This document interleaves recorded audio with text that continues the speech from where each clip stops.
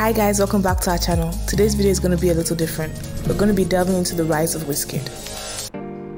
Now, I'm not the biggest WIZKID fan, but I'd be stupid not to give him kudos for how far he's come. And I've always wondered how he managed to do it. Was it through hard work and talent, or just pure dumb luck? This is the evolution of WIZKID. Before WIZKID became an international superstar, working with the likes of Skepta, Drake, Chris Brown, Akon and Wale. Before he won 37 awards out of 60 nominations and was the first African to walk the Dolce & Gabbana runway. He was just another Lagos boy hustling to make it in life. Ayodeji Ibrahim Balogun was born on July 16, 1990 in Surulere, Lagos, to parents Alhaji Muniru Olatunji Balogun and Dolapo Jane Balogun. His mother is a Pentecostal Christian and his father practices Islam, and he grew up in a large family. In fact, WIZKID says it has shaped him into who he is today. I would never change that, because that is something that has helped me in being who I am today. Living in a house where my mom is like Christian and my dad is Muslim, and I never one time had an argument about the religion or what the kids wanted to do, because my dad would be like, yo, do whatever you want. If you want to be a Muslim, cool, go to the church. If you want to go to the mosque, go to the mosque. Like, do whatever you like. Then it was never that. So like, all I understood was love was the only thing that kept them together for so long. Now, let's get forward a few years. WIZKID had always known what he wanted to be, which is more than I can say for most of us. And by the age of 11, he had started his music career in gospel music. Then in 2001, formed a group called the Glorious Five with a couple of his church friends. They even managed to release an album prior to disbanding. Now that's a lot for a couple of kids. WIZKID then went by the stage name Lil Prince until 2006, delving more into the hip-hop and Afrobeat scene. Later on, he met rapper and record producer Nationality, who he said mentored him. Me and Nationality started working. He started like schooling me on how to write and how to make good music. Then at 15, he met record producer OJB Jezreel, may he rest in peace.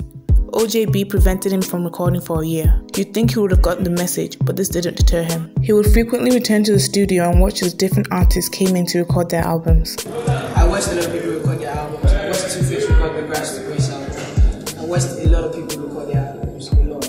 Meanwhile, back at home, young Weezy's parents were not in support of his musical aspirations. So my parents didn't even believe that there was a chance in that. So I was like, yo, just stay in school, study. We don't want you going to the studios. And my dad used to fight me every time, like, don't go to the studios, stay at home, study, and that. But, you know, like, I just had, like, my dreams and I just followed them, man. But now my parents, you know, like, I just had to convince them by, you know, doing well in school, you know, doing my shows. Considering that he later dropped out of both of the universities he attended, I don't think that worked out. Throughout this time, WIZKID had been putting in the time and effort, even at the detriment of his education, to attain his dreams. And his work wasn't in vain, because his opportunity came in the form of Nigerian artist Emma Abaga, who allowed our young star boy to feature on his song Fast Money, Fast Cars in 2009.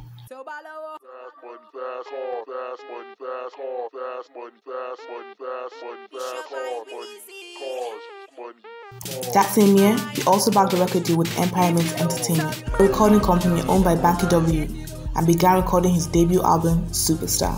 He released the first single from this album titled Holla at Your Boy in 2010, and that song was a hit, which led to it receiving a lot of nominations and awards. Now, I don't know about you guys, but while the song was a smash, that music video was just cringe. Superstar was released on June 12, 2011 and contained guest star appearances from music industry giants like Banky W, Wande Cole, The Prince and Skills. The album had elements of reggae, R&B and dancehall music, leaving music award ceremonies no choice but to recognize such an album, and it deservingly won Best Album of the Year at the Nigerian Entertainment Awards in 2012.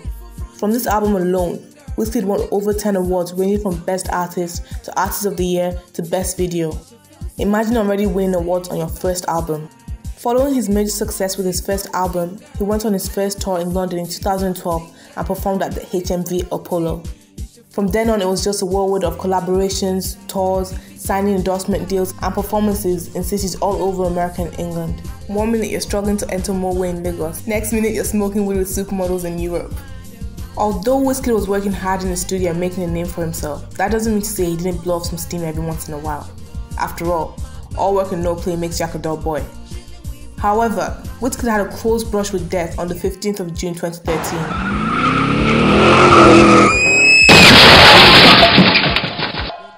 He was in a non-life-threatening car accident as he was returning from a Sound City party. The news gave fans a shock, but their nerves were calmed when they found out that he was alive and well. It's a good thing too, because 2 months later, on the 22nd of August 2012, WIZKID would discover he was the father to his first son, BaloTwins. WIZKID was tight-lipped about this whole situation, even going as far as to deny the allegations at first. But on October 2013, he uploaded a picture of himself and his 2-year-old son to his Instagram account. I guess the paternity test came in positive. Coming back to his professional life, things seem to be changing. As the saying goes, one door must close for another to open. WIZKID departed from his label in 2013 following the release of his second studio album and the expiration of his 5-year contract. And we suspect it may not have been as civil as they let on. And when I left the label, it was so crazy, like nobody really knows that story. My boy Baz is with me right here, he knew the story. Like, I literally had to leave with 0 naira. Like, I left, really? And I was WIZKID, like, I had to leave like with 0 because I was just like, man, I can't keep doing this, man. You know what I mean? It was a great time of my life because I'm thankful to Banky W for everything it's done for me. But you know, at a certain point, artists will definitely want to, like, you know, get to a stage where you want to progress and move forward. But our boy knew the door. He made sure to take advantage of the opportunities he got during his time at AME, making strong connections with the international artists he met while on tour.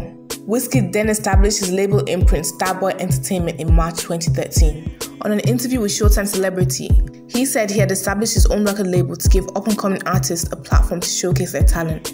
WIZKID's second studio album, Ayo, flaunts the connections he had cleverly made throughout his time at AME. On May 2nd, 2013, he released the album's lead single, Jaye Jaye, featuring the Grammy-nominated Nigerian musician, Femi Kuti. Then, in February 2014, WIZKID broke his first record by becoming the first Nigerian musician to have over 1 million followers on Twitter. And rightfully so too. This man had been making moves since 2009 and only seemed to keep growing and gaining more traction for himself. The pivotal point of WIZKID's career came on January 5th, 2015, when WIZKID released the music video for WIZKID, a song that highlighted the struggles he endured in the early years of his career, and everyone was here for it.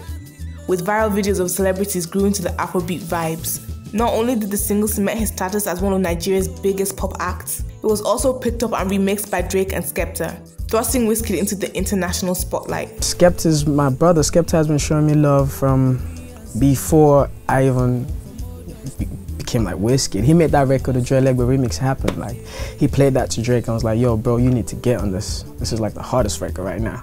And he did, so.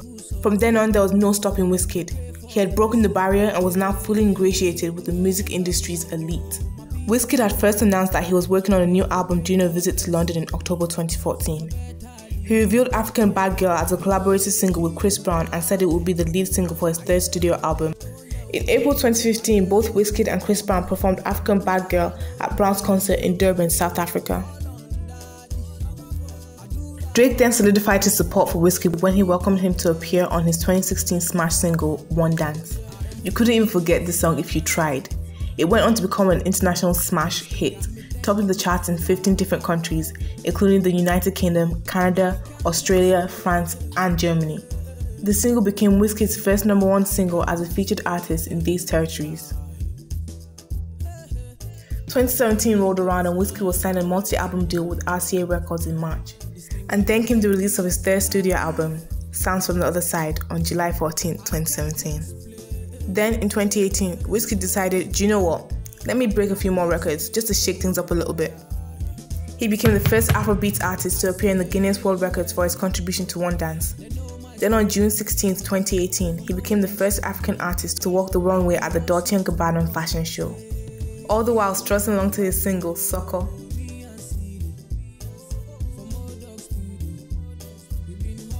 While Sounds From The Other Side pushed WIZKID into Western territories, he never forgot where his loyalties lie, which is to his country, his people.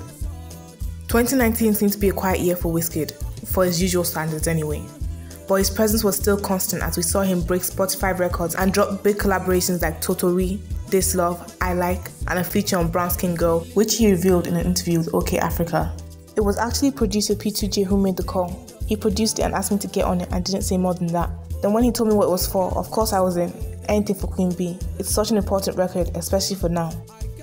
With his fourth studio album finally ready after months of teasing, we're sure fans can't wait to see what Weezy has in store for us. From hustling on the streets of Lagos to selling at Royal Albert Hall, WIZKID has become a legend in the music industry who's impossible to ignore. To find out some of the things that we left out, you can head over to our Instagram page to see the rest. And if you like this video, make sure to drop the names of other celebs you'd like us to do an evolution of for. Don't forget to like, share and subscribe. Stay safe guys. Thanks for watching. Have a nice life. Salam.